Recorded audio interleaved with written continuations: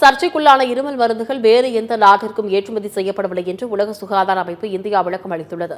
மத்திய பிரதேசம் மற்றும் ராஜஸ்தான் மாநிலங்களில் இருமல் மருந்தை குடித்து குழந்தைகள் உயிரிழந்த விவகாரத்தை உன்னிப்பாக கண்காணித்து வருவதாக உலக சுகாதார அமைப்பு நேற்று தெரிவித்திருந்தது.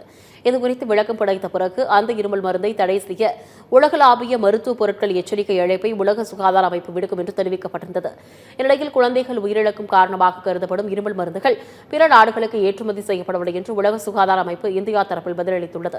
இருமல் மருந்துகளை முழுமையாக திரும்பப் பெறப்பட்டுள்ளதோடு அவற்றின் உற்பத்தியை உடனடியாக நிறுத்துமாறு உற்பத்தி மையங்களுக்கு மத்திய மருந்து கட்டுப்பாட்டு அமைப்பு உத்தரவை பிறப்பித்துள்ளது.